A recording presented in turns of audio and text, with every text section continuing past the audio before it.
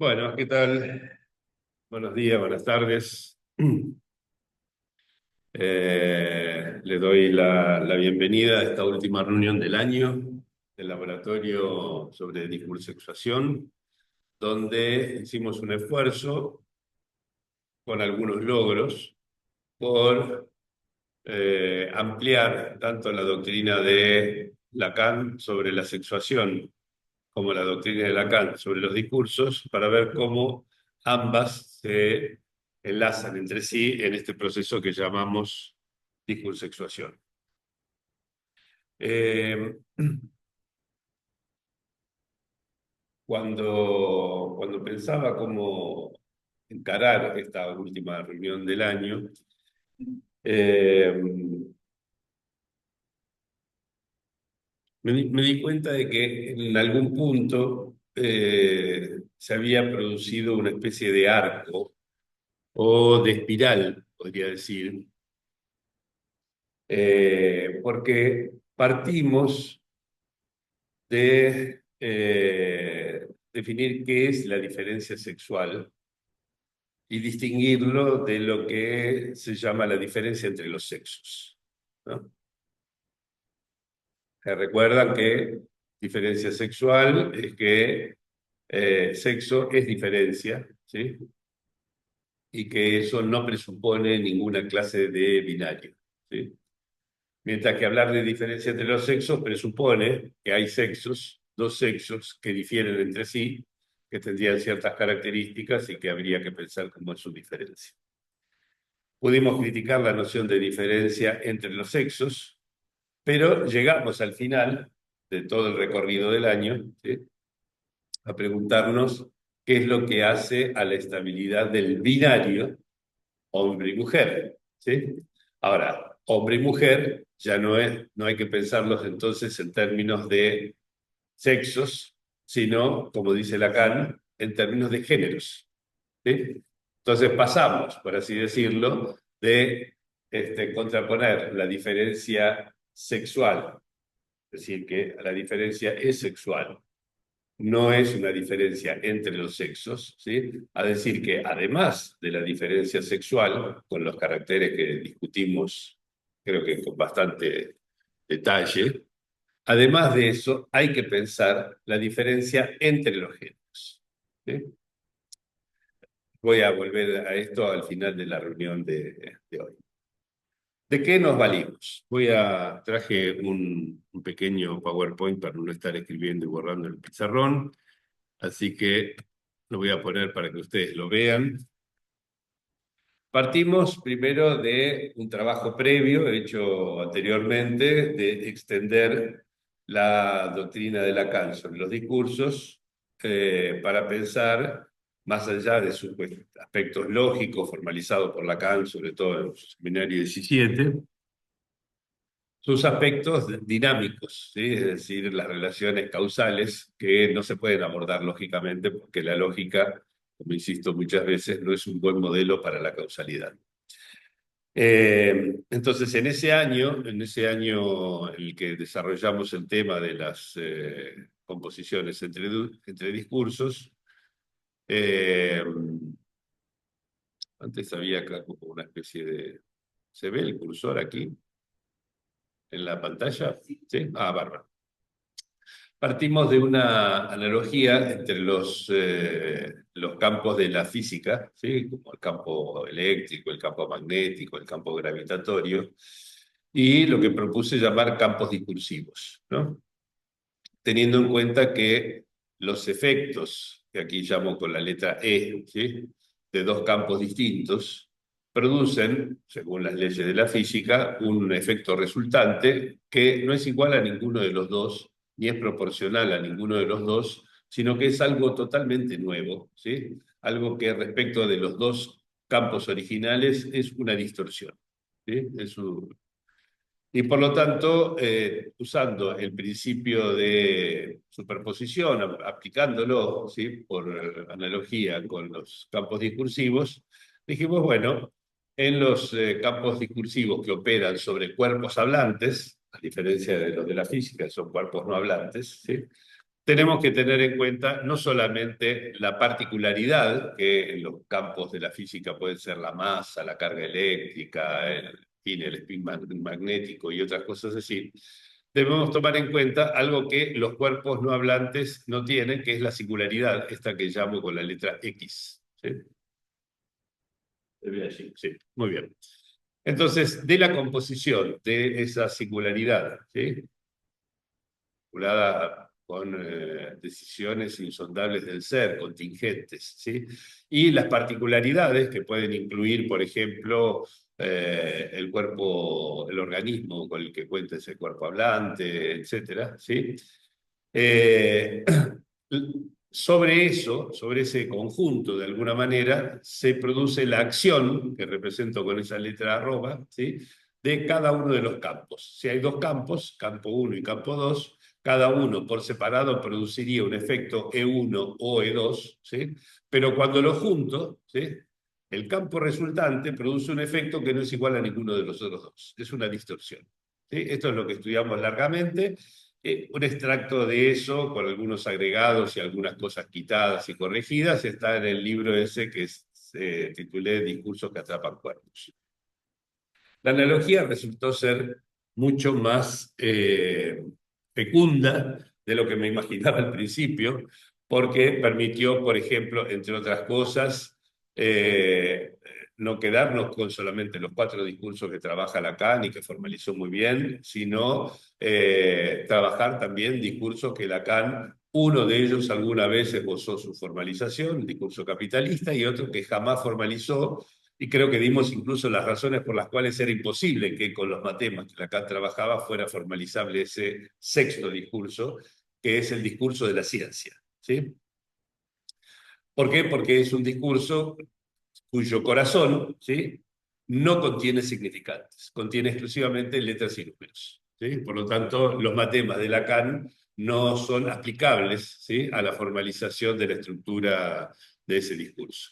Entonces pudimos, entre otras cosas, ordenar en una cierta cronología relativamente hipotética, aunque dimos argumentos históricos para esto, el origen de cada uno de esos discursos. En primer lugar, el discurso M del amo, Metge, ¿sí? Luego aparece el discurso universitario, le sigue el discurso histérico, cuya primera forma son las herejías que llevaron a la quema de brujas, trabajamos mucho eso. Casi contemporáneo con ese discurso aparece el primer capitalismo, ¿sí? A eso se agrega prontito el discurso científico y algunos siglos después, el último de estos 6, el discurso analítico, ¿no? Y no solamente pudimos ordenarlos en esta especie de cronología, sino mostrar que cuando aparece el segundo, el primero no desaparece, sino que se compone con el anterior. Se puede componer, tiene esa posibilidad, lo mismo con el tercero, el cuarto, el quinto y el sexto. Y las composiciones entre discursos, es decir, el hecho de que cuando hay una colección de cuerpos hablantes que están tomados al mismo tiempo por la eficacia de 2 o más discursos, los efectos que por separado produciría cada uno de esos discursos en ese cuerpo hablante se componen en él, ¿sí? Dando lugar a efectos que no son ni el de un discurso ni el del otro, sino especies de desgarros, enloquecimientos, distorsiones, componendas, en fin, ¿sí? Diversas palabras, algunas de las cuales tomé de Lacan, otras que agregué, ¿sí?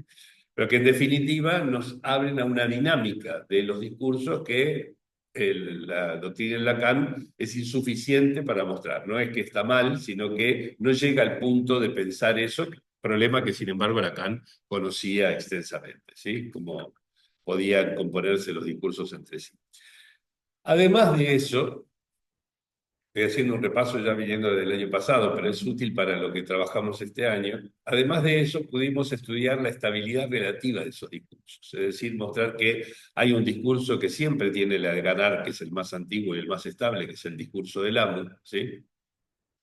Y que luego, en orden de estabilidad decreciente, ¿sí? Tenemos el discurso capitalista, ¿sí? Más arriba, hacia arriba es estabilidad decreciente, ¿no? Sigue el discurso universitario, luego el científico, el histérico, y por último el analítico, que como no busca dominar nada, es el más frágil e inestable de todos, ¿sí?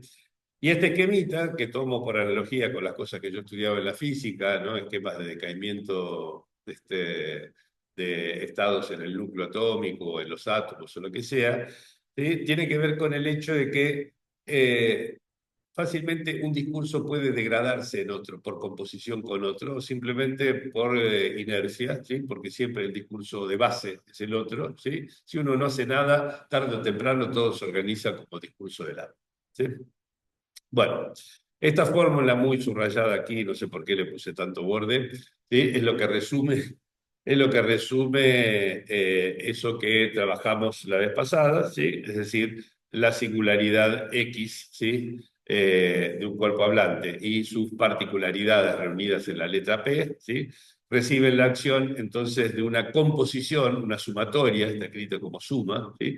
De diversos campos discursivos, y eso es lo que produce un efecto que no es igual al de ninguno de esos campos por separado. Bueno, hasta ahí habíamos llegado con la discusión del año pasado, ¿no? Eh, ¿Cómo era que hacía para pasar de una a la otra? A ver,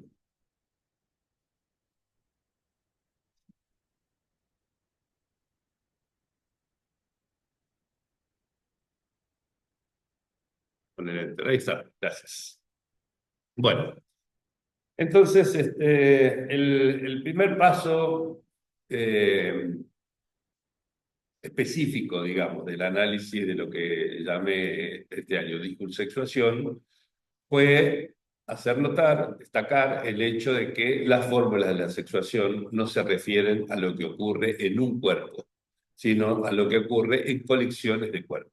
Y que Lacan se ocupa de señalarlo en diversas maneras, desde el seminario 18, donde esas fórmulas se van preparando, hasta el seminario 19, donde esas fórmulas adquieren, casi diría, su expresión más acabada, digamos, ¿sí? Su formalización más grande.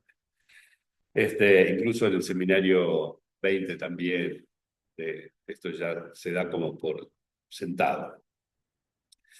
Entonces, si se trata de colecciones de cuerpos hablantes, ¿sí? Para que esa colección sea algo distinto, ¿sí?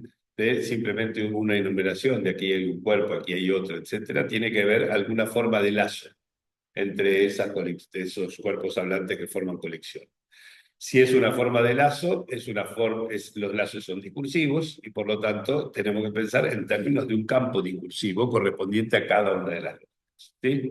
Entonces dije, a la lógica que está en estas dos fórmulas de la izquierda, ¿sí? Para todo x phi de x existe al menos un x con no phi de x, ¿sí? Que ya solemos llamar la lógica del todo con excepción, le corresponderá un campo discursivo, que es el campo correspondiente a la lógica del todo con excepciones, plural, porque es al menos una, ¿sí? Y el efecto será un efecto correspondiente a cómo se compone esto con singularidades X y particularidades P de cada uno de los cuerpos hablantes. Lo mismo de lo que se llama el otro lado de la fórmula de sexuación, ¿sí? Donde tenemos la lógica del no todo sin excepción alguna, ¿sí? O sea, no puedo formar el todo de los X, ¿sí? Pero al mismo tiempo no hay excepción a la regla del no phi de X, ¿sí? Lo que habitualmente se llama el lado femenino de las fórmulas. Evito por ahora la referencia a lo femenino porque trae ciertos problemas, pero en definitiva sí estamos todos de acuerdo en que si se trata de una colección de cuerpos hablantes sometidos a esta lógica, de vuelta, su lazo solamente podrá tener la forma de un discurso, ese discurso produce un campo discursivo, y ese campo discursivo es el que llamamos el campo discursivo correspondiente a la lógica del no todo sin excepciones, ¿sí? La misma ecuación vale para este caso, es decir, esto producirá un efecto, ¿sí? Y lo cierto es que todos los cuerpos hablantes, ¿sí?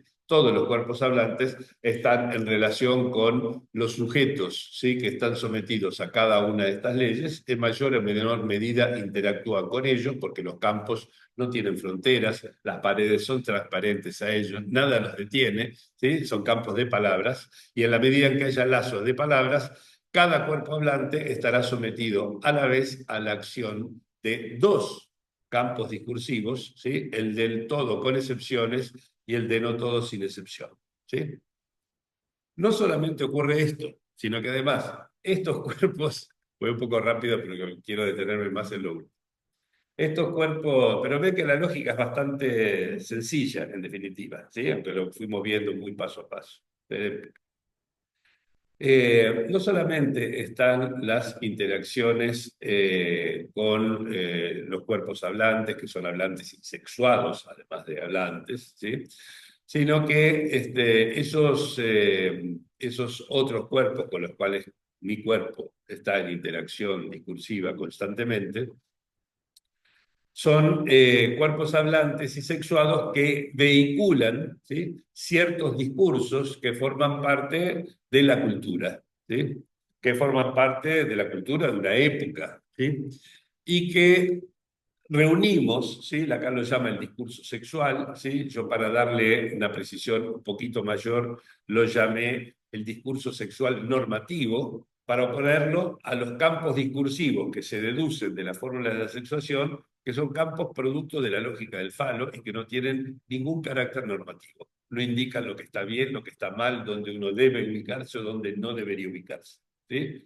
Lo único que tiene esa indicación normativa y que entonces ejerce esos efectos contra los cuales uno puede pelearse o a los cuales uno puede defender, ¿sí?, y que hoy en día despiertan muchas pasiones, ¿sí?, es lo que reunimos bajo la forma de este tercer campo que ponemos en la interacción, que es el campo del discurso sexual normativo, ¿sí? Entonces, la composición de los tres, ¿sí?, donde este tercero a su vez es una suma de campos producidos por la filosofía, la religión, en fin, el Estado, ¿no?, de todo que está presente allí, digamos, es el conjunto de esas tres cosas, ¿sí?, lo que va a dar como resultado lo que llamamos discursexuación en sus dos vertientes, ¿sí? Es decir, esto derivará en que cada uno asuma o no cierta posición sexuada, ¿sí?, y al mismo tiempo que incidirá en el modo en que se elige el objeto sexual, ¿sí?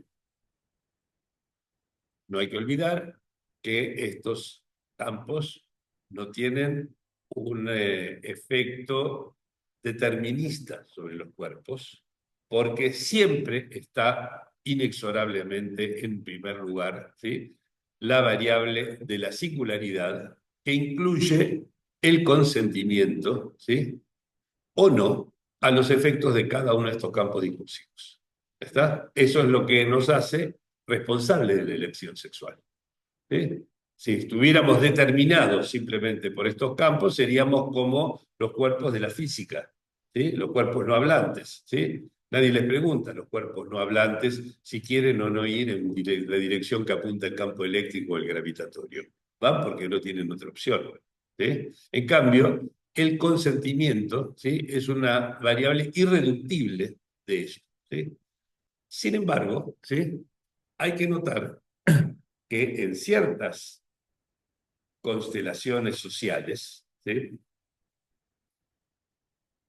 puede, temporariamente al menos, ¿sí?, el campo social prevalecer sobre la singularidad, ¿sí? No la reduce, no la aplasta a cero, ¿sí?, pero los fenómenos de masa, las modas, ¿sí?, ciertas corrientes de pensamiento hegemónicas, etcétera, ¿sí?, tienen la virtud o el defecto, según cómo se lo mire, ¿sí?, de poder ejercer un efecto de aplastamiento o de puesta entre paréntesis o de, en fin, podemos darle distintos nombres, ¿sí?, que diluyen, por así decirlo, esa responsabilidad absoluta del sujeto, ¿sí? Por eso es tan importante estudiar eso, ¿sí? Estuve hace poco, el fin de semana, en Bilbao, ¿sí?, las jornadas de la ELP excelentes, Y entre los invitados por fuera del discurso analítico, un hombre dedicado a que dio una charla sobre inteligencia artificial que no tiene desperdicio, realmente, ¿sí? Espero que se publique en algún momento. Y mencionaba, entre otras cosas, cómo todo el robo de información que se lleva a cabo en las redes sociales, en las aplicaciones, etcétera, desde hace décadas, ¿sí? Es algo que hoy en día es capaz de formatear la conciencia de las personas, ¿sí? O sea, producen efectos de captación de la conciencia al efecto, digamos, en el mismo nivel que lo soñaba Gran Hermano, ¿sí? La novela Gran Hermano. Entonces hay que tener en cuenta también estos efectos, ¿sí? Hay que tener en cuenta, por ejemplo, las modas en relación a las elecciones sexuales o a las identidades sexuales, etcétera, que tienen un peso no desdeñable en este asunto, ¿sí? De todos modos, el análisis, justamente, a pesar de ser el discurso más frágil y recién llegado de todos, tiene la posibilidad en ese encuentro de dos cuerpos, ¿sí? Hablantes que llamamos la experiencia analítica, de hacer que vuelva a prevalecer lo singular sobre el resto, ¿sí? Y por lo tanto despejar, digamos, esas elecciones en algún sentido compulsivas a las que llevan los fenómenos de masa y otras formas de identificación, discursos identificatorios. ¿Ibas a decir algo, Lili? Sí, sí.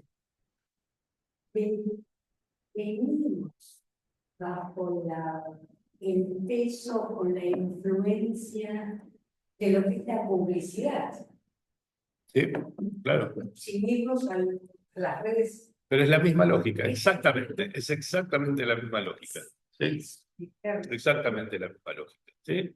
Lo pude constatar anoche. Nos pusimos a conversar en la cena sobre la posibilidad de hacer un viaje a Nueva York. ¿Sí? Luego abro una de las redes sociales así, y la primera propaganda que aparece, seguramente querrás hacer un viaje a Nueva York, tenemos ofertas, etcétera, ¿no?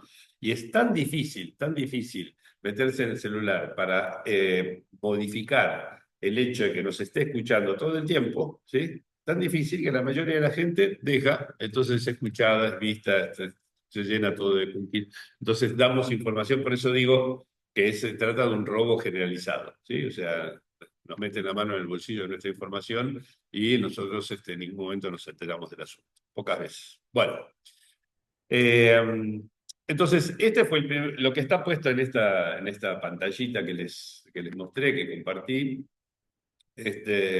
fue como nuestro primer paso, ¿sí?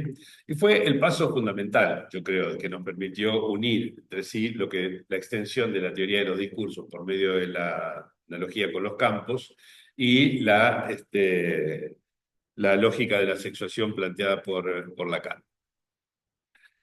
Una de las cosas que fueron esbozadas, pero que habría que posiblemente desarrollar, para mí quedan entre las cosas aún en el tintero, ¿sí?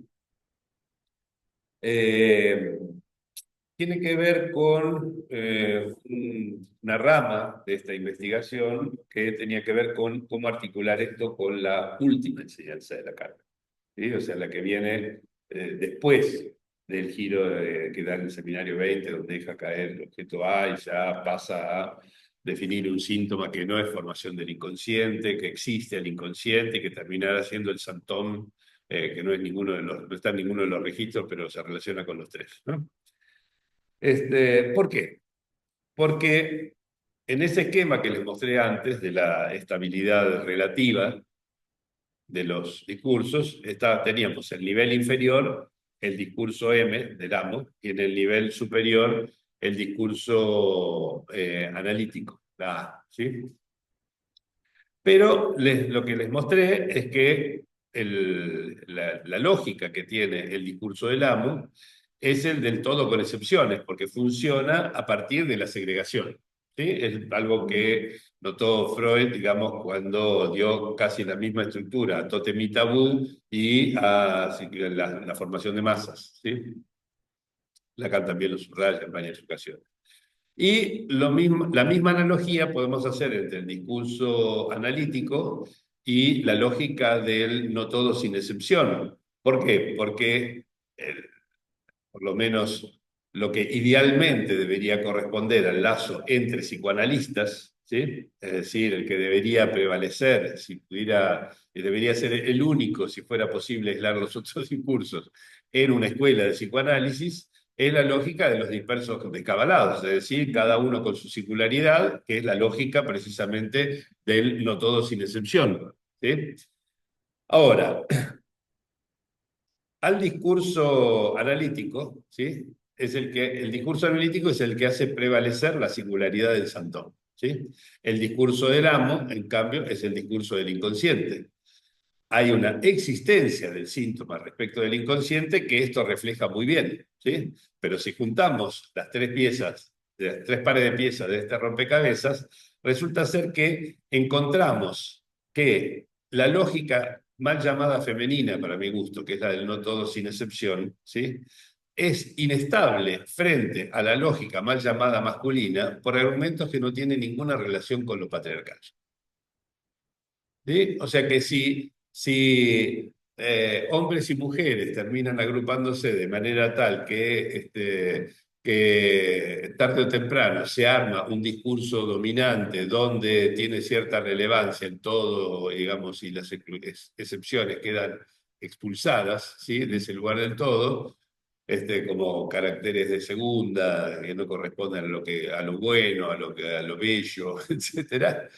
Si eso ocurre, digamos, no es porque los hombres se apropiaron de las mujeres, sino por algo que compete al conjunto de los cuerpos hablantes, hombres y mujeres. Digo, esto nos pone en una posición que me parece que es mejor, digamos, para no estar ni siendo arrullados por el antipatriarcalismo, que tiene su razón de ser, y por las nuevas corrientes feministas que tienen su razón de ser, etcétera, ni por el contrario, ponernos en oposición y decir estos feminismos desconocen los grandes desarrollos psicoanalíticos, etcétera. Yo pienso que hay algo que todavía queda por explorar y que nos da una posición, por así decirlo, que no es ni la de defender el psicoanálisis tal como lo veníamos pensando hasta ahora, ni la de dejarnos seducir por las novedades contemporáneas, sino que algo que vengo proponiendo hace muchos años, ¿sí? Que las novedades de la cultura, ¿sí? Sirven para quitarnos algún prejuicio que nos hacía leer más las cosas, más que introducir algo verdaderamente nuevo. ¿Sí? Primero tenemos que ver qué prejuicios nos vinieron a conmover. ¿Sí? Bueno, entonces pienso yo que ahí hay una línea de investigación interesante para pensar cuestiones de los discursos contemporáneos. Bueno, eh, habíamos, entre otras cosas, criticado algo que dice Lacan en la significación del falo, cuando se refería a que el complejo de castración inconsciente instala en el sujeto una posición inconsciente sin la cual no podría identificarse con el tipo ideal de su sexo. Recuerdan que dijimos, pero ¿qué cosa sería un tipo ideal de su sexo? ¿No? Digamos, ¿cuál sería? ¿Sí? No es un significante amplio con el cual uno podría identificarse. ¿Sí? Entonces, es posible incluso poner en tela de juicio la existencia misma del tipo ideal del propio sexo. ¿Sí? Entonces, en lugar de eso, ¿sí? Lo que propuse, pensamos conjuntamente también, era poner en su lugar el efecto de un campo discursivo distinto en cada uno de los cuerpos hablantes, según cuál sea su particularidad P, ¿sí?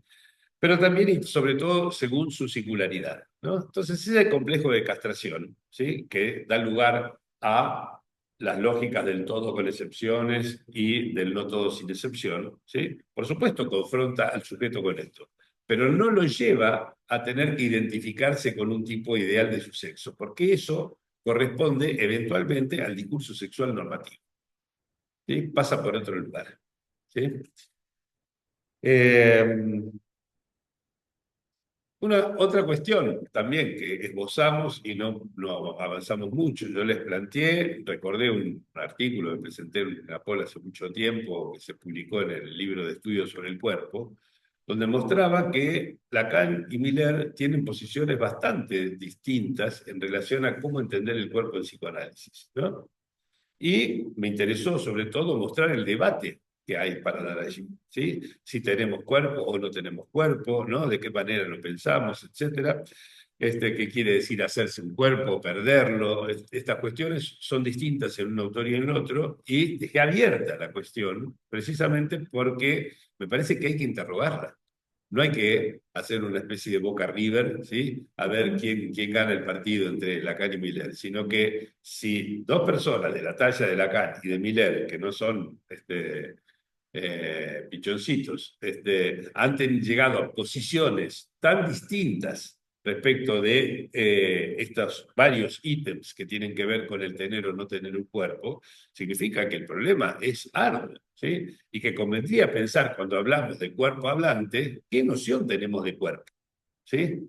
No es algo que vaya de suyo, ¿sí? Bueno, lo esbocé, lo dije, no avanzamos mucho en esa dirección, pero creo que es de vuelta de las cosas en las que convendría avanzar, ¿sí? Por ejemplo, entendemos la sexuación como enlace entre el cuerpo y los discursos que lo toman y que crean, dice Lacan, una solidaridad real, que toma en cuenta la diferencia que marca a ese cuerpo, ¿no? La diferencia, ¿no?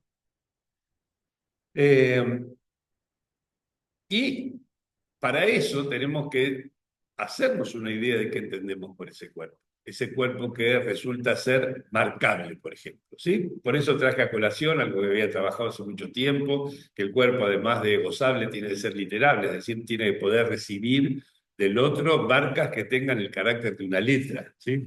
Sobre eso trabajamos alguna vez. Otra de las cuentas pendientes, ¿sí? A las cuales apenas nos acercamos un poquitito. ¿Por qué asimilamos el lado izquierdo de la fórmula de sexuación al macho? ¿Por qué asimilamos el lado derecho de la fórmula de sexuación a la hembra? ¿Por qué? ¿Sí? ¿Qué hay? ¿Qué relación tienen estas cosas que dependen de la lógica del falo, ¿sí? Con eso que Lacan en el seminario 18 llama el género, que es el hombre, la mujer, el varón y la hembra, ¿sí?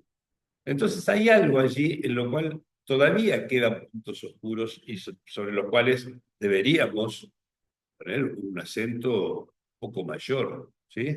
Para no patinar de una cosa a la otra y confundir, por ejemplo, el sexo con el género, ¿sí?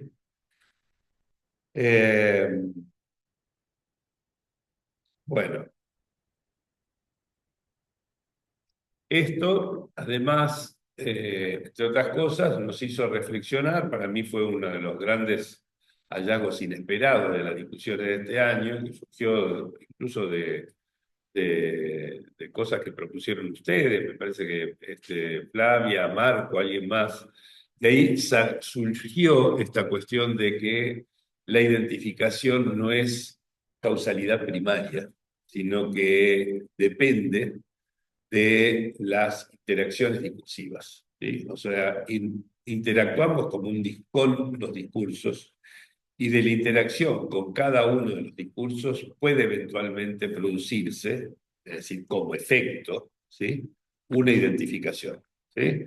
Ironicé un poco, eh, retomando la ironía de Lacan a su vez acerca del bigotito del Führer, ¿sí? Y dije, el bigotito del Führer como rasgo unario no tiene ninguna propiedad mágica, ¿sí?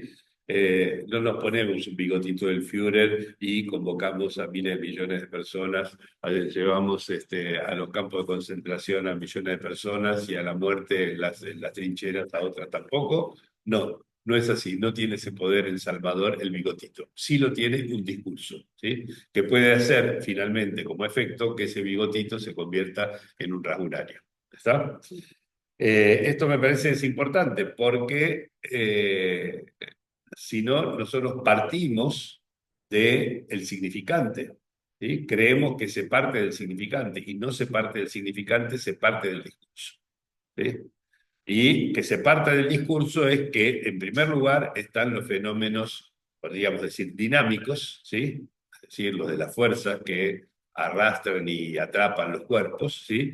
Y en segundo lugar, ¿sí? Están, por así decirlo, la conformación de ciertas lógicas que corresponden a las identificaciones sexuadas, ¿sí? Esto abre todo un campo de exploración bastante novedoso que no hago más que esbozar, ¿sí? Esbozar porque ahí hay mucho, mucho terreno por desbrozar. Es decir, resumo, un significante, nosotros decimos mucho porque somos lacanianos así de pura cepa, decimos que el significante impacta en el cuerpo, ¿sí? Y lo que yo digo es que solo lo hace si ese significante está sostenido en un discurso. Por sí solo, ¿sí? Esto me parece importantísimo, ¿sí? Digamos que el discurso por sí solo no produce ese impacto. Impacta cuando está metido en un discurso, es decir, en un lazo de palabras con otro, ¿sí? Al menos un otro, ¿sí? En un lazo discursivo, ¿sí? Que introduce este campo, ¿sí? Bueno, eh, debo confesar que leí con mucho interés muchísimos libros a lo largo del año, muchos títulos de los cuales compartí, otros que siquiera me valió la pena, me parecía que valiera la pena compartirlos. Encontré cosas buenas, malas, regulares, de todo, digamos, pero debo decir que lo principal para mí de lo que extraje este año surgió de la fuente de Lacan, sobre todo de Lacan, ¿sí? Eh, no he encontrado, que sí, me nutrí de grandes aportes, por ejemplo, de Clotilde Leguil o del libro sobre la sexuación en la infancia, etcétera, en relación con los desarrollos que pudimos hacer y con la forma que pudimos darle a los problemas. La fuente principal sigue siendo Lacan, ¿sí? Este, Del libro de Clotilde Leguil, surgió muy al principio, la página 22, si mal no recuerdo, decía que la estabilidad del binario masculino-femenino no se deshace demoliendo la barrera que separa ambos términos, ¿no? Y ahí fue donde planteamos la pregunta que nos inspiró de ahí en adelante: ¿de dónde proviene esa estabilidad si sabemos que no hay barrera? ¿Sí? Porque el falo no divide el mundo en dos, es una botellita de crema. ¿Tá? Entonces, ahí entramos en la última parte, las últimas reuniones de este año, donde, entre otras cosas, reuniendo referencias de Lacan, de los seminarios, sobre todo 6, 17, 18, 19, etcétera, ¿sí? Pero por esa época, o sea, alrededor del giro de los 70, se lo conoce. Época muy fecunda de Lacan, porque da ese volantazo, ligero, pero volantazo al fin, en los 70, porque lo que él había construido desde los 60, con su objeto A como paradigma de lo singular, se pierde su justificación, ¿sí? Lacan, ustedes lo recordarán, en el año 62, reubica lo singular en un objeto A que concibe como causa del deseo y situado en el registro de lo real, ¿sí? Un objeto real que causa el deseo, ¿sí? Eso sería lo singular. Discutí durante años, no voy a repetirlo, los problemas que eso le trajo de entrada a Lacan, que trató de resolverlos de mil y una maneras durante más o menos 8 o 9 años, única época en la cual sostengo que se puede pensar que para Lacan la orientación haya sido por lo real, ¿sí? Porque antes era otra cosa y después de eso, ¿sí? Pero bueno, es la época de los escritos, ¿sí? Y los escritos son como texto fuerte en el cual apoyarse. Los escritos, en la mayoría de los escritos, no puede ser, bueno, sí, la orientación es por lo real. Pero tiene que ver con el hecho de que Durante esos años, Lacan pensó que lo singular era real, un objeto A causa del deseo, pero debió desistir de las dos afirmaciones. ¿Sí? Lo singular no se sitúa en el objeto A, por el contrario, es un particular, ¿sí? Sino que se sitúa finalmente en el santón. ¿Sí? Y ese santón, ¿sí?, existe al inconsciente, que tiene las tres dimensiones, imaginario, simbólico y real, por lo tanto no es ni imaginario, ni simbólico, ni real, está fuera, ¿sí? Está fuera, como cuando hace los nudos, lo pone como un cuarto que no está ni dentro de lo imaginario, ni dentro de lo simbólico, ni dentro de lo real, sino que está de diversas maneras enlazado con esos tres registros. Entonces, lo singular no es ni real, ni es el objeto A. ¿Ok?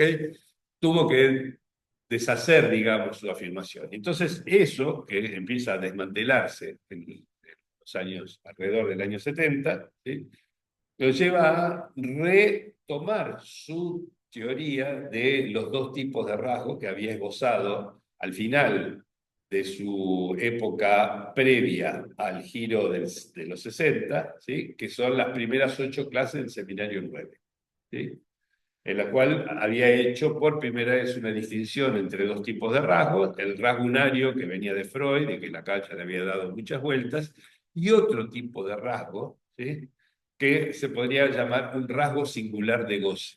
¿Sí?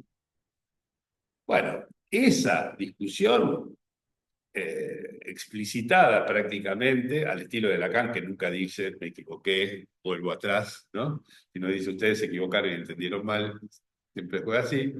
Eso que es explicitado en alguna medida con la poética difícil de Literature, en medio del seminario 18, ¿sí?, hace que Lacan deba replantearse la noción de identificación, la noción de significante, de letra, de rasgo unario, escritura, etc. Y por eso son temas de importancia creciente en esos años. ¿Sí? Pasó. Ya está. Bueno, y esto es lo que lleva a plantear que sus fórmulas de la sexuación, ¿sí?, sus fórmulas de la sexuación, son la alternativa, ¿sí?, la alternativa a la no relación sexual, ¿sí?, que se inscribe en una dimensión que no es ni la del significante ni la de la letra, sino la de aquello que une y separa ambas dimensiones, que es el equívoco. ¿Está? Entonces, ¿qué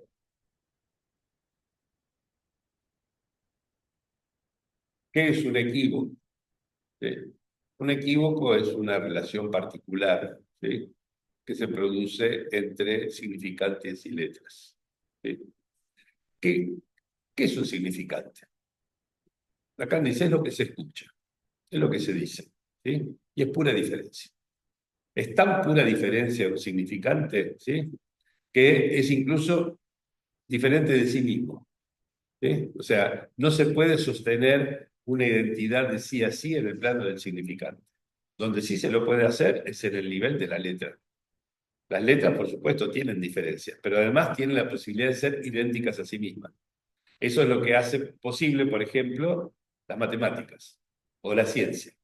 ¿Sí? Si no tuviéramos la posibilidad de algo que se mantuviera idéntico a sí mismo, no podríamos hacer ni matemáticas ni ciencia. ¿Sí?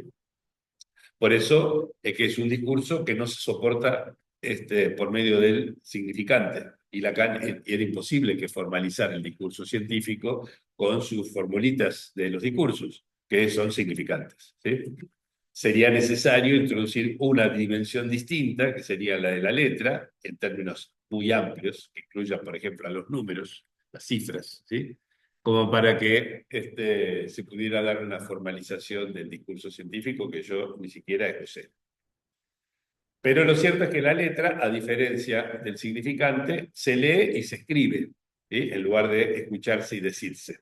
¿Sí? Y tiene este carácter de ser posiblemente idéntica a sí misma, mientras que el significante no lo es. ¿Sí?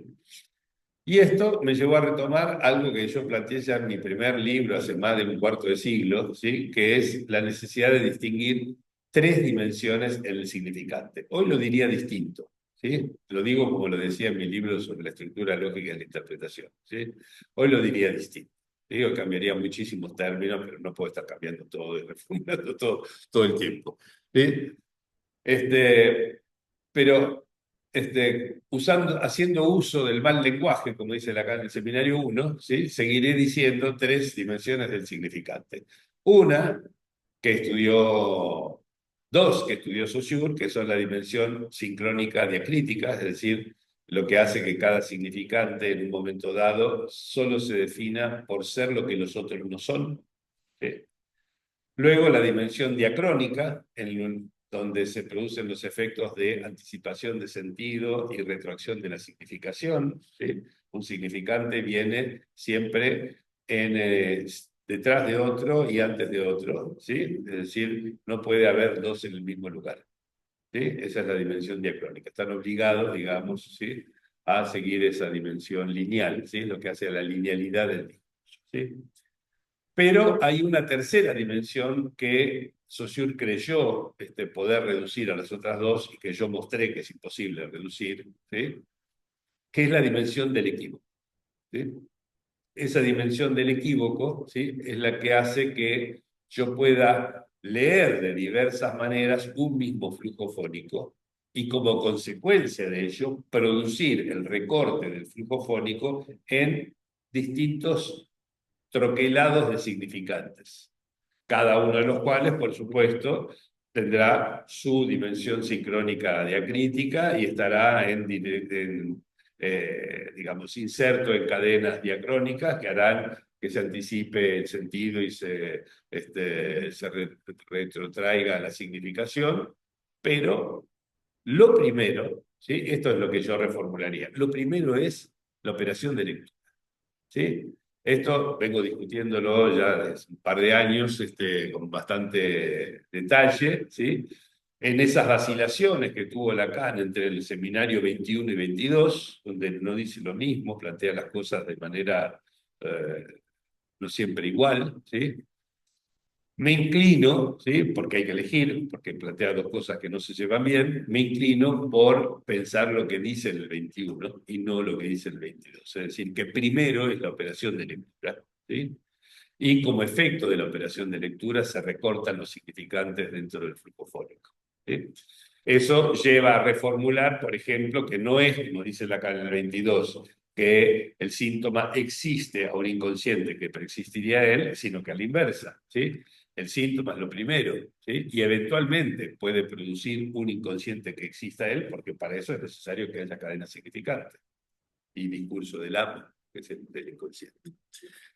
Ahora bien, en esa dimensión del equívoco, ¿sí? Es precisamente donde se sedimentan todas las soluciones que se han ido procurando a lo largo de las eras de las sociedades humanas, etcétera, los remiendos, las suplencias, las invenciones que vienen al lugar de la no relación sexual. ¿Sí? Por eso puse ahí en el dibujito, en esa tercera dimensión, la del equívoco, la no relación sexual. Y eso fue precisamente lo que nos devolvió a los seminarios 9 y 18, ¿no? Y también, bueno, a recuperar algunas cosas trabajadas, trabajé, digamos, que Lacan trabaja en el seminario 9 y que yo formalicé en la Flechaderos, para distinguir las diversas alteridades del significante y cierto litoral entre el significante y la letra, que es el lugar donde se inscribe precisamente el equívoco, ¿no? En ese litoral, que está puesto aquí en esa línea punteada diagonal, ¿sí? En ese litoral se ubican el rasgunario, el equívoco, la interpretación, etcétera, incluido el nombre propio, ¿sí? Que tiene, por así decir, una función de articulación entre la letra y un objeto. Entonces, explorar mejor aún esta dimensión tal vez sea un trabajo que rinda frutos para entender la estabilidad del binario hombre-mujer, varón-hembra. ¿Por qué? Esto lo tomé de cosas que dice Lacan en ese seminario, ¿sí? Dice, de la relación sexual que esa relación sexual solo puede pensarse en términos de ser y de tener. ¿Sí? Cuando hablamos de relación sexual estamos hablando de la lógica del fin mayúscula. ¿Ok? Por eso no existe tal relación, ¿sí? Tal relación sexual. ¿Sí? Porque en un caso se juega el nivel del ser, en el otro el nivel del tener. Mientras que la ley sexual, dice Lacan, es la que contrapone el macho y la hembra. ¿Sí? Por eso puse este cuadrito de aquí y subrayé macho y hembra, que son nuestro polo de atención, nuestro mayor enigma resultante de la investigación, ¿sí? Que es de dónde sale esa estabilidad del binario macho-hembra. ¿Sí? O sea, realmente tenemos que arrojar una mirada completamente desprejuiciada, ¿sí? Para poder arrojar algo de luz sobre este asunto, ¿sí? Este, la relación sexual es asunto de falo, la ley sexual es asunto de pene, la relación sexual es asunto de ser y de tener, mientras que la ley sexual es la que contrapone macho y hembra, que nos interesa. La relación sexual es asunto de aplicaciones y funciones, que son las fórmulas de la sexuación, en definitiva, mientras que la ley sexual es la que tiene todos los aparatos del deseo, el fantasma, la previsión, etcétera, ¿sí? O sea, lo que constituye, por así decirlo, las soluciones neuróticas, psicóticas, perversas, autistas o lo que sea, que vienen a suplir la inexistencia de relación sexual, ¿sí? Pero, digamos, formando parte de esta ley sexual, se encuentra este par de cosas extrañas, ¿sí? Que voy a dejar para el final, que llamamos macho y hembra, ¿cierto? Cuya estabilidad debemos interrogar. Entonces, como Flavia y Marco la vez pasada progresaron algo en esta dirección, la verdad que estuvo muy buena la reunión anterior, cómo la suscribieron. Me dejaron una tarea para el hogar, y me voy a llevar una mala nota porque no la voy a cumplir hoy. Me parece que responder a eso, varias reuniones que posiblemente haga el año que viene en relación con eso, porque creo que hay que explorar la cuestión del equívoco. Pero voy a dejar un rato la palabra a Flavia, que preparó un escrito muy conciso y muy potente, ¿sí? Vinculado con esto, siempre con el sesgo clínico que la caracteriza. Así que, sí, sí, sí, pero acércate acá. Es una pregunta en realidad. Sí, por favor, sí. No, aquí va la propaganda. Sí. Propaganda. Ustedes recuerdan, hablando del Führer, ¿no? Del nicotito del Führer, las publicidades que hace el gobierno. Había una para el Día del Niño y otra para el Día de la Madre, ¿no? La del Día del Niño decían, esa la tengo, me la guardé, por feliz Día del Niño, por niños y niñas, por una infancia sin perspectiva de género. El Día de la Madre no la atrapé, pero también decía, estableciendo la clara diferencia, que las mujeres sean mujeres y los hombres sean hombres, algo así. La voy a buscar. Y mi pregunta, no tengo ninguna respuesta, pero quizás yendo por el lado de la ley sexual, es por qué requiere de este tipo de publicidad. ¿Por qué requiere, digamos, ciertas ideologías requieren sostener que el niño sea niña, ¿no? Que el niño sea niño, la niña sea niña y la mujer sea mujer? ¿No? Esta es la pregunta, ¿por qué? No tengo la respuesta.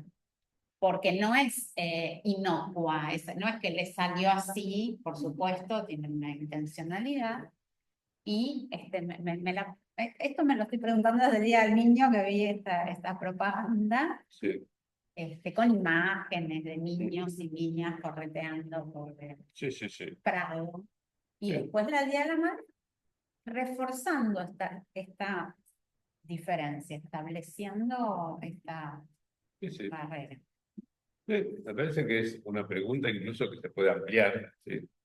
¿Por qué es que en general cualquier lugar de del mundo, por lo menos de Occidente, que lo conocemos un poquitito mejor, porque desde la Revolución Francesa tenemos la costumbre de dividir el arco político entre los que están a la izquierda y los que están a la derecha, ¿cierto? ¿Por qué en general los discursos de la derecha, ¿sí?, son tan afines a que se mantenga la distinción tradicional que asocia hombre a varón y mujer a femenino, digamos, ¿no es cierto? Como que no ponga en eso ninguna variación, etcétera, ¿no? Mientras que los quienes piensan en el lado izquierdo del arco político suelen aceptar con mayor facilidad, por ejemplo, las identidades sexuadas múltiples o otras formas de... ¿no? ¿Por qué esa repartición? ¿No? Es bastante habitual eso, ¿no? Digamos que haya un discurso que sostenga, por así decirlo, la necesidad de mantener los valores tradicionales, ¿no?, con ese discurso sexual normativo que dominó durante mucho tiempo, y el otro que no. Es interesante, digo esto, porque lo que vimos es que el discurso sexual normativo, por ser normativo, ¿sí?, tiene afinidad, por así decirlo, con la lógica del todo con excepciones, ¿sí? Y por lo tanto con lo que habitualmente llamamos el lado macho de la fórmula de sexuación, ¿no? Mientras que el otro, ¿sí?, y ese, digamos, por ser afín a ese lado, es el que mantiene los valores estables, ¿sí? Mientras que el otro es el frágil siempre, ¿sí? Esa fragilidad que tiene el discurso analítico, que corresponde a la lógica del Santom y de sus singularidades, de los dispersos descabalados, y en definitiva de la lógica del no todo sin excepción, ¿sí?, constantemente estirada, por así decirlo, para abajo, para que vuelva otra vez al redil de la lógica del todo con excepciones, ¿no?, que es la que organiza el discurso sexual normativo habitual. Entonces, es realmente todo un efecto de trabajo que hay que hacer para contradecir la tendencia natural de los discursos a decaer en un discurso del amo, ¿sí?, que segrega, digamos, esas formas de la sexuación singulares. Bien, Bueno, o sea que se puede ampliar tu eso. pregunta, ¿sí? Está muy bueno. No, pensé algunas cosas y escribí como para tenerlas más ordenadas. Y pensaba que, así lo titulé el texto, que la discursexuación es un salto conceptual. Bueno, primero una introducción, que es, bueno, es un poco este recorrido ampliado que existe hoy, que es en el primer encuentro del laboratorio formulamos preguntas, cómo llega un cuerpo a sexuarse, cómo inciden los discursos sobre el cuerpo, cómo se constituye la elección del partener, qué contingencias intervienen en el proceso de la sexuación. Lacan enuncia que los cuerpos están atrapados por los discursos y reconoce a la vez la diversidad de voces que encarnan. Sin embargo, el nexo entre una y otra cuestión no se vislumbra en su enseñanza. Vos, por favor, para No, al revés, sí. apuntamos No en interrumpo. los siguientes encuentros a interrogar ese nexo. Descubrimos que el discurso sexual se organizó históricamente a partir de la diferencia, que si bien ingenuamente se podría suponer que esta es un operador binario, eso es inexacto. Postular que existen dos sexos no solo resulta contramano de la casuística y de la época, sino que tiene un correlato.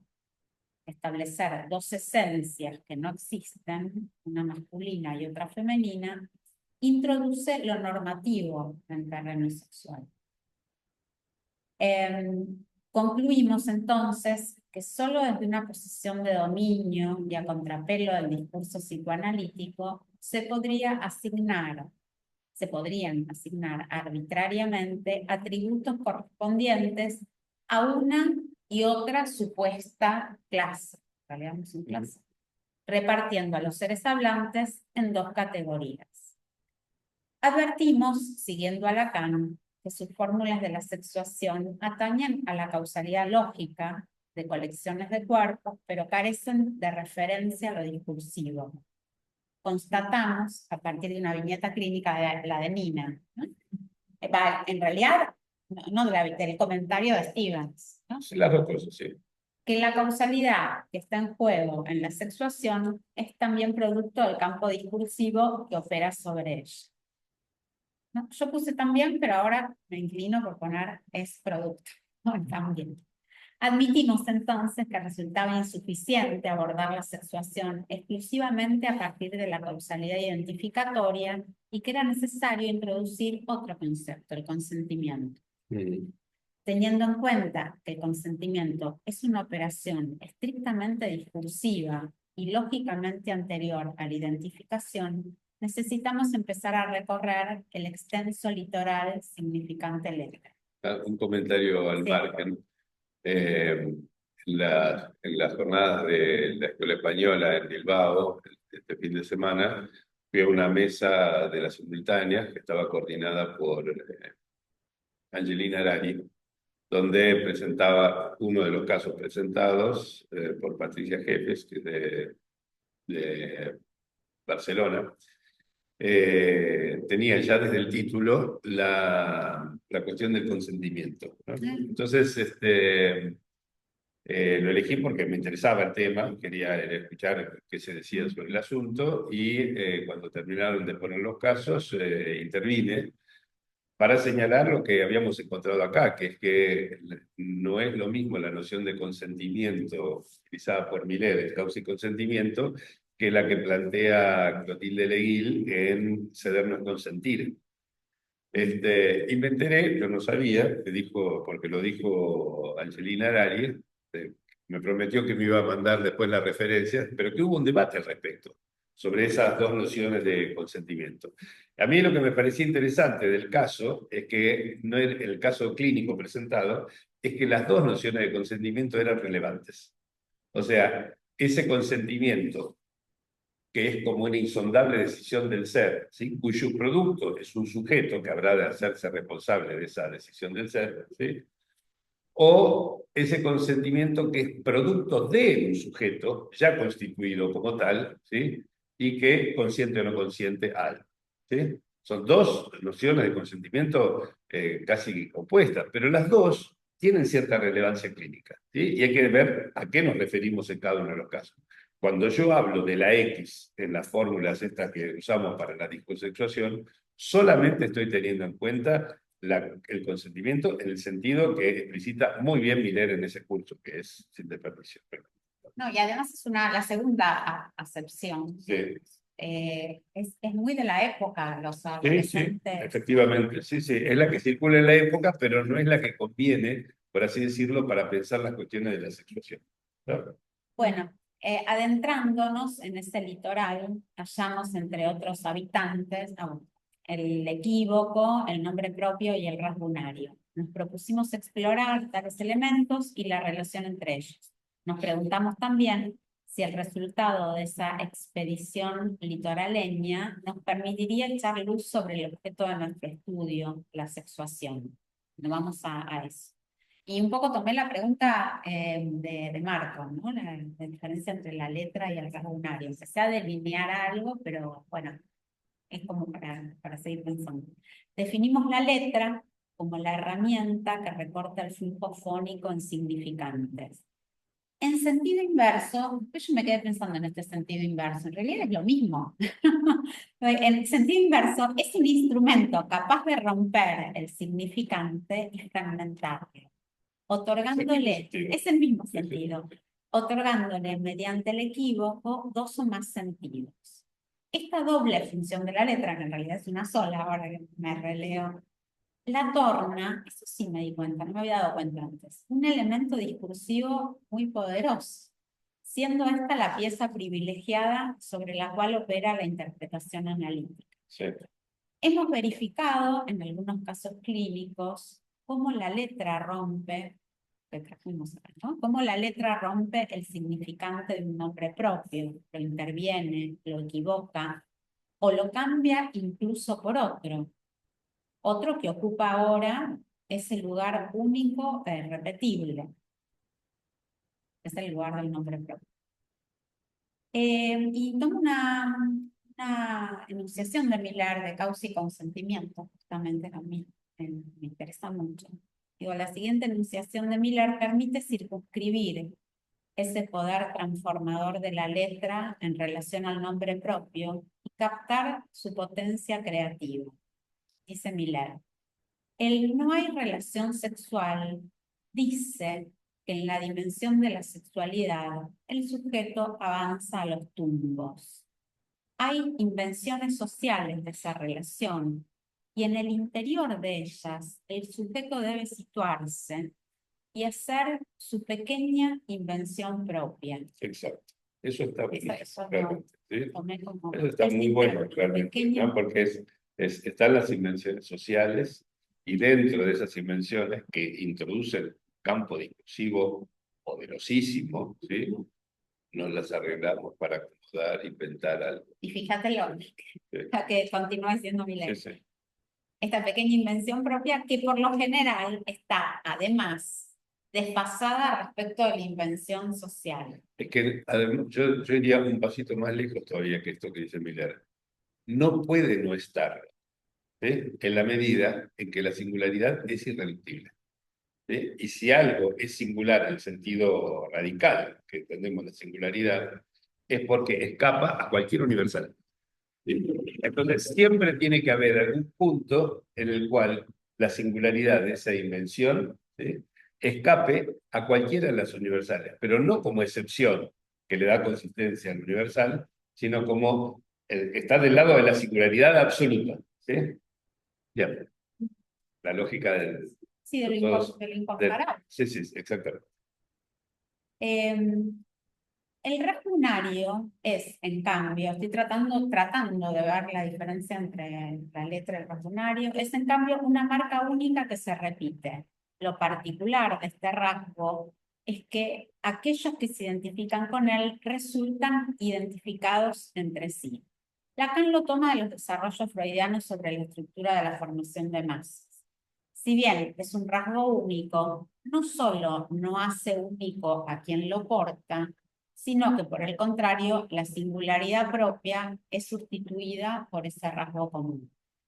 Ahora viene, acá me enrollé, ¿no? Porque si seguimos el sendero que Lacan transita en el seminario 9, la cuestión se complica, porque Lacan advierte la afinidad del nombre propio, la marca, e incluso afirma que el nombre propio está más especialmente ligado que ningún otro, no a la fonematización como tal, a la estructura del lenguaje, sino a lo que ya en el lenguaje está listo para recibir esa información del trazo. Pero acá me parece, ahora que lo releo, me parece que se refiere a la letra. Si Lacan se refiere a la marca o al trazo, ¿no está aludiendo acaso al rasgo unario? No, no lo sé. Esto en el seminario no. Entonces estaríamos ya en terreno de la universidad. Un segundito. Sí. ¿Sí? A ver, porque acá puedo por lo menos pagar algo de mi deuda con ustedes de la vez pasada. ¿Sí?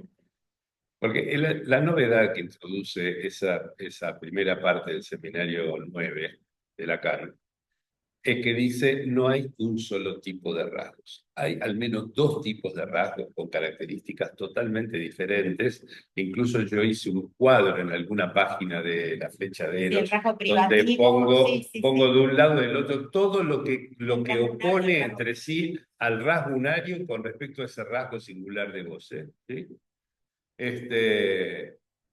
Entonces, hace toda una teoría, de manera tal que cuando hablamos de rasgo, tendríamos que siempre especificar de qué rasgo estamos hablando. Cuando hablamos de trazo, ¿qué tipo de trazo? ¿Es un trazo de tipo unario o es un trazo de tipo singular?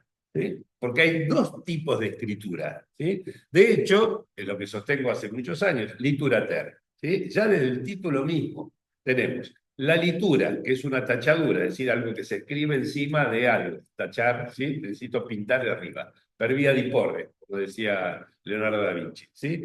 Y la ter, de litura ter, ¿sí? Que es lo que es socavado por la lluvia que cae y arma un surco, deja un surco en lo real, etcétera, ¿no? Es decir, per via di levare, ¿sí? Que deja ese abarrancamiento, digamos, ¿no? Que abre un surco y deja la marca por donde se repetirá el flujo del río.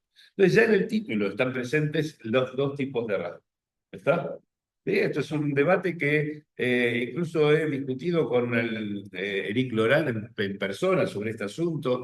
Sostenía que había un solo tipo de rasgos, etcétera. Para mí es riquísima esa distinción que hace Lacan en las primeras clases del Seminario 9 para ver que hay dos tipos de rasgos, por lo tanto, dos tipos de escritura, ¿sí? Y esto yo creo que sí nos permite ver que cuando hablamos de letra, ¿sí?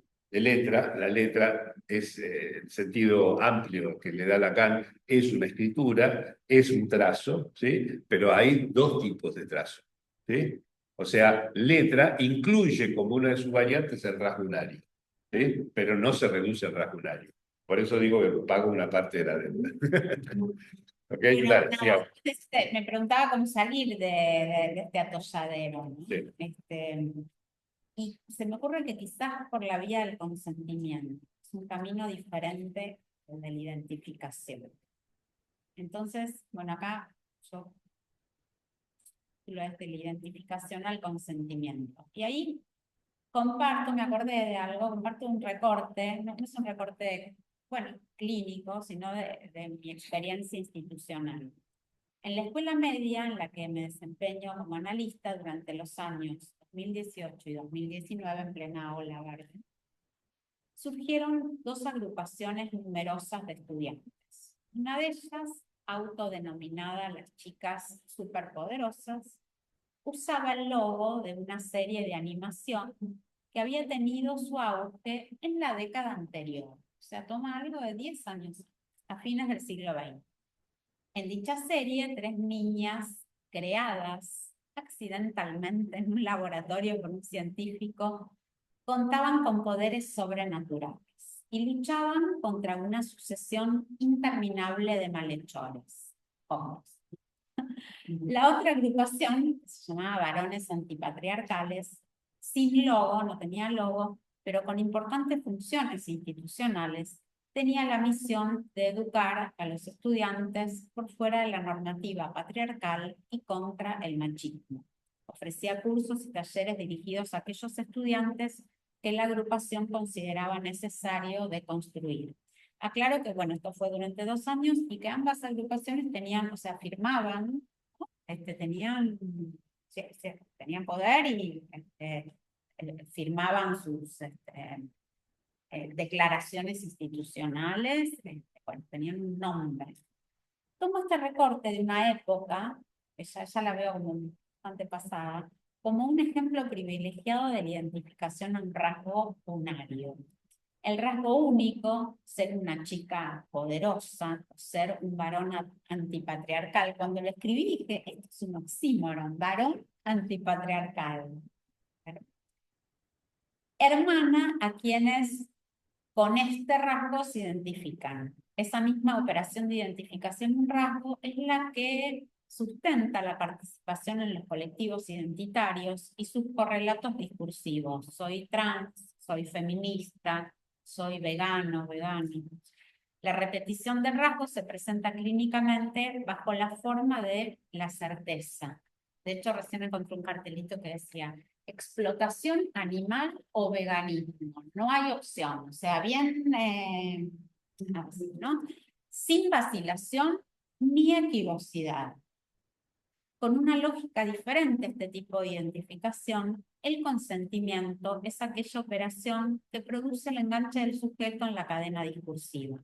La consecuencia inmediata de este enganche del cuerpo en el discurso es el equívoco, producto de la fragmentación del significante por esa herramienta tan potente que es la letra. Así como un nombre propio puede equivocarse, constituyendo esa pequeña invención propia, el germen de la singularidad, la sexuación humana es un decir inevitablemente equívoco y absolutamente singular. Concebir la sexuación... Absolutamente, no sé. Bueno. Yo diría que negocia entre lo singular y lo universal, ¿no? Porque en definitiva es en el campo, en el poderoso campo cultural, ¿sí? Donde debe introducir su pequeña invención singular, ¿no? Por eso, sí, absolutamente no. Absolutamente no. Sí. Y singular. Sí. Concebir la sexuación desde la causalidad discursiva, requiere aventurarse a dar un salto conceptual que va de la identificación al consentimiento, del rasgo unario a la letra y de la repetición a la singularidad. Sí, teniendo en cuenta la deuda que yo tenía con ustedes y que saldé parcialmente, yo diría no del rasgo unario a la letra, sino del rasgo unario al rasgo singular de goce, que ese es el que corresponde al consentimiento. ¿Sí? Bien. Porque la letra incluye las dos cosas, incluye el rasgo unario e incluye el rasgo singular de goce. ¿Sí? Entonces el salto sería tomar en cuenta esa distinción entre dos tipos de rasgos, ¿sí? Y pasar del primero, ¿sí? Que es el rasgo unario, que da lugar a la identificación, al segundo, que tiene que ver con el consentimiento y la singularidad. Excelente, ¿eh? Bien. Muy bueno el trabajo. Te agradezco mucho, Flavia. Y voy a aprovechar los últimos minutitos que quedan ahora para eh,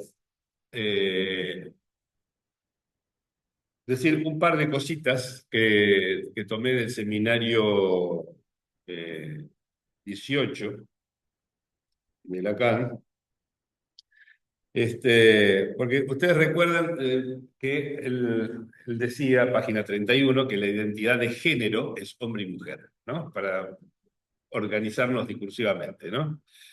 Este, entonces, retoma esto mucho más adelante, en la penúltima clase, sobre todo, de ese seminario 18, y dice que el hombre y la mujer están atrapados en un discurso, tanto que son hechos de discurso, dice, ¿no? Está en la página 135. En la siguiente dice, es un discurso donde los hombres y mujeres naturales, entre comillas, una forma de decir naturales, ¿sí? Tienen que hacerse valer como tales, ¿sí? O sea, eh, digamos, presentarse en calidad de hombres o presentarse en calidad de mujeres, ¿no? Insertarse, digamos, en los lazos sociales en calidad de hombres y mujeres. Pero son hechos de discurso, ¿sí? No se refiere a organismos con tales o cuales características, etcétera, ¿sí? Y dice, deberé proseguir, Lacan dice, deberé proseguir mi disciplina del nombre, justo lo que nosotros estamos haciendo, ¿sí? Que no deja de ser nombre propio aunque haya pasado a ser nombre común, ¿sí? Lo cual nos dice, bueno, muchas de estas cosas que nosotros pensamos que son solamente del nombre propio, de la teoría del nombre propio, que estudia Lacan sobre todo en el Seminario 9, ¿sí? También las podemos aplicar a nombres comunes, ¿sí? Por ejemplo, él dice que falo es un nombre propio, ¿sí? Vale, está muy bien decir que Faro es un nombre propio, pero tal vez tendríamos que pensar hombre y mujer también como nombres propios. ¿Se entiende? Aunque parezcan funcionar como nombres comunes, ¿sí? O sustantivos comunes, ¿sí? Lo de que esto del nombre, que la disciplina del nombre, que hay que proseguirla, está en la página 137. En la siguiente dice que el falo es un nombre propio y termina esa clase. Me encantó realmente porque no lo recordaba. Termina esa clase poniendo otra vez su esquemita de la botella de Klein, ¿no? Que es lo que dio el logo de nuestro laboratorio de este año, ¿no? Es decir, que me parece que con esto retomamos como por lo menos el espíritu de la búsqueda de Lacan. Seguimos acompañando el espíritu de esa búsqueda si vamos siguiendo el salto que proponía Flavia también, a explorar en la dimensión del equívoco lo que atañe no al problema del rasgo unario, que hace masa identificatoria, sino al problema del consentimiento, ¿sí? Que es propio de la singularidad, del rasgo singular de goce, y estudiar el modo en que interactúan entre sí las cosas que dependen del campo universal y el discurso sexual normativo, y lo que depende de esas invenciones, pequeñas invenciones singulares, ¿cierto? Que se tienen que acomodar de alguna manera a eso. Pienso que las fórmulas de sexuación, con su carácter aparentemente binarista, que no reparte el mundo en dos, no nos permiten encontrar la riqueza clínica que nos da, digamos, las cuestiones de la sexuación sobre todo como hoy en día se presentan abiertamente, y que por lo tanto introducir la noción de campo discursivo y anudarla con esa lógica es un buen paso, ¿sí? Pero hay muchos por dar todavía. Así que bueno, con esto dejo abierto, no sé cuál va a ser el tema del año que viene, estén atentos en las redes sociales o por WhatsApp, algo informaré. Dejo unos 5 o 10 minutos que tenemos todavía por si quieren agregar algún comentario, alguna sugerencia, alguna crítica. Las tres cosas son siempre muy bienvenidas. Abren directamente los micrófonos y participan los que están en el Zoom, o de aquí ustedes si quieren agregar algo más.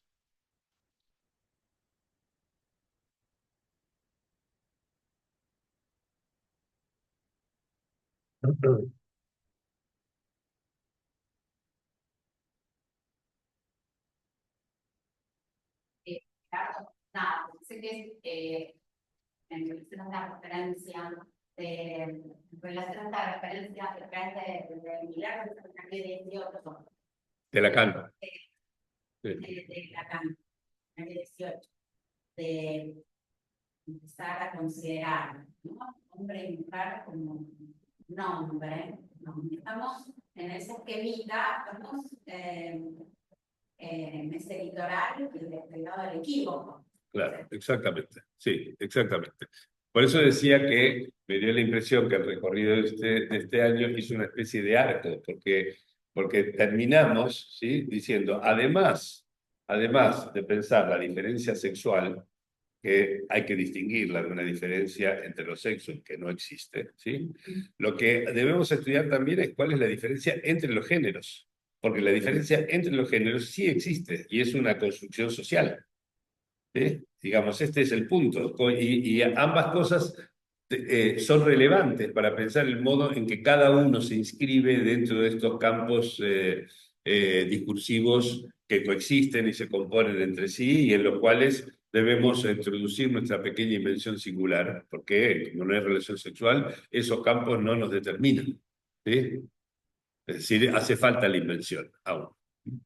Así que sí, totalmente. Por eso tal vez una de las líneas principales de exploración donde tengamos que avanzar sea la relación que hay entre el equívoco, la sexuación en el sentido discursivo del término, y estas dos formas de rasgos, una de las cuales, como subrayaba tu trabajo, Flavia, tiene como componente principal el consentimiento. ¿Sí?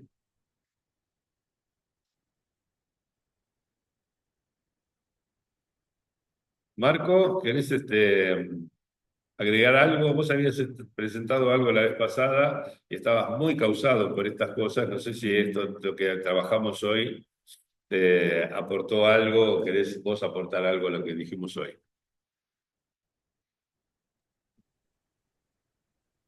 Ahí está. No, no, estoy en pleno desarrollo de investigación. El aporte de Flavia y algo de lo que vos dijiste, cómo la letra contiene los dos rasgos, me dan una apertura para seguir investigando el tema. Pero estoy en ese, intentando despejar algo de ese encuentro mítico, por decirlo de alguna manera, entre el significante y el cuerpo. Ahí.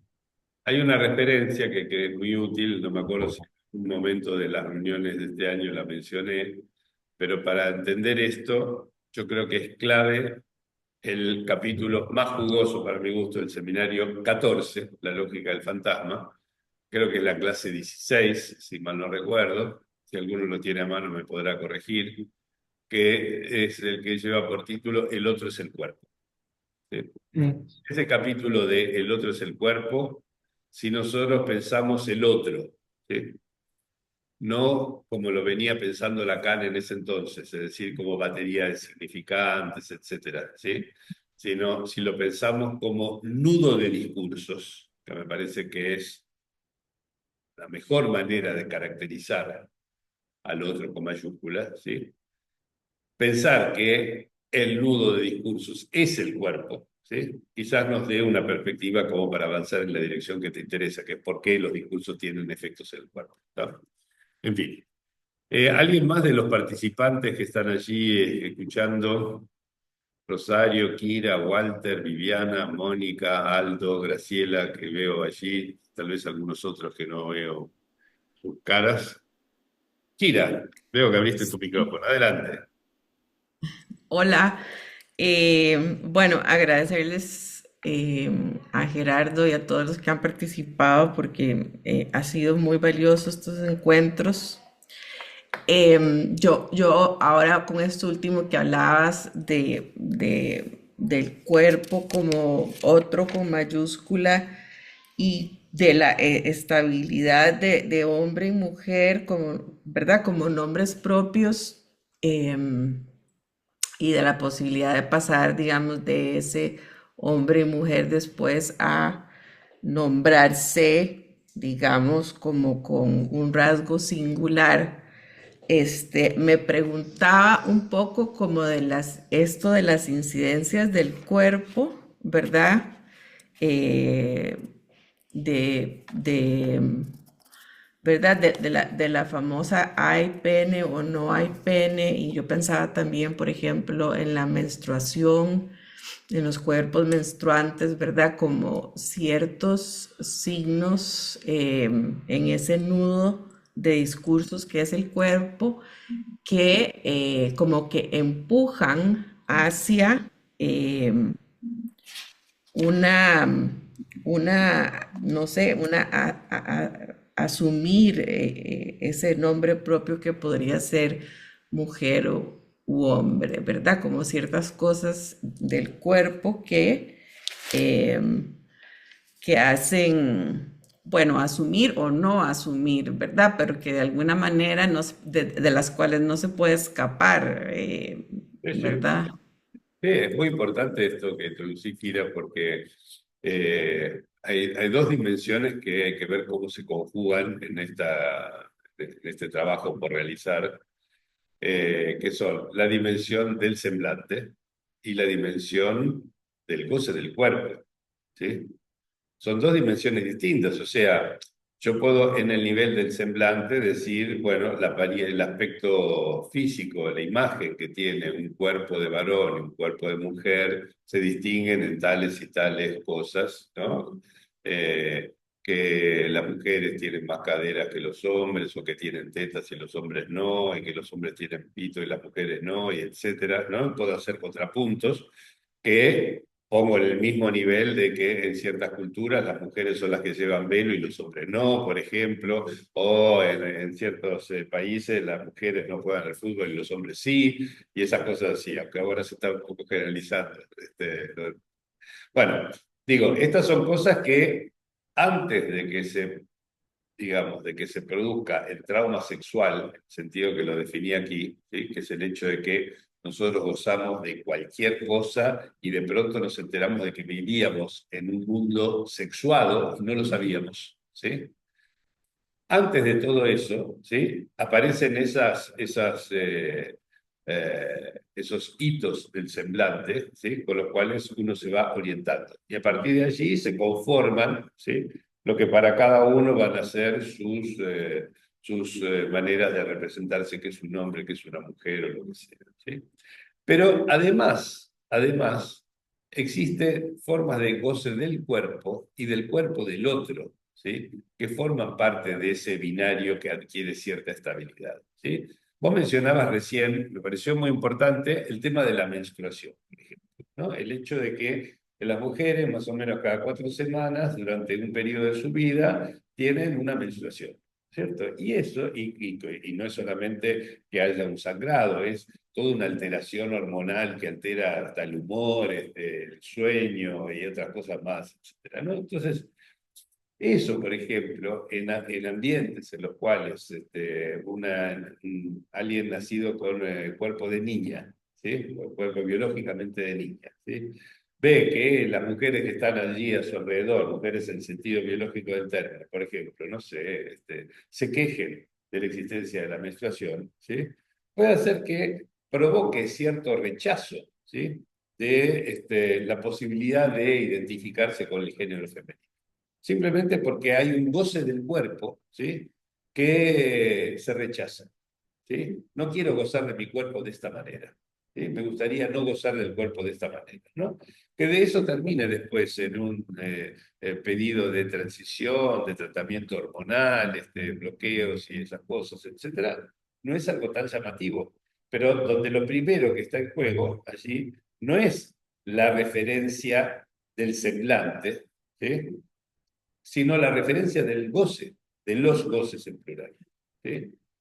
Y además, a eso le tenemos que sumar lo del goce del partener, ¿sí? O sea, no es lo mismo gozar de un partener que tenga o no un cuerpo así o asá, ¿sí? Es distinto los tipos de goce que se tienen. Algunos serán comunes, otros son diferentes, ¿sí? O sea, si a mí me gusta, no sé, meter la lengua en la oreja de mi partener, por ejemplo, que sea hombre o mujer, no varía mucho. Lo importante es si se lava las orejas o no, digamos. Pero para otras cosas, la cuestión de la conformación anatómica es tremendamente relevante en cuanto a los modos de gozar, ¿sí? Y además existe otra cosa que tiene que ver con el modo en que interactúan entre sí las cuestiones del semblante y las cuestiones del goce. Es decir, puede ser, por ejemplo, que a mí me resulte atractivo o al revés, repulsivo, ¿sí? El semblante que tiene, por ejemplo, el macho para acercarse a la hembra, o que no me guste eso. Y entonces que eso lleve a una atracción, ¿no? Una repulsión en el terreno del semblante y en el terreno de los modos de gozar, tanto del propio cuerpo como del cuerpo del partener. O sea, ven la cantidad de dimensiones que se abren a partir de aquí a la exploración y que son todas clínicamente relevantes para pensar esas invenciones singulares que se insertan dentro de esos campos discursivos culturales, ¿no? Bueno, en fin, ya se nos pasó la hora, así que no puedo charlar mucho más con los demás. Les agradezco mucho la presencia en cuerpo y virtual. Y tendrán noticia de nosotros el año que viene. A través de algún medio nos vamos a comunicar. No desistiremos tan pronto de investigar estas cosas. Chao, nos vemos. Hasta luego.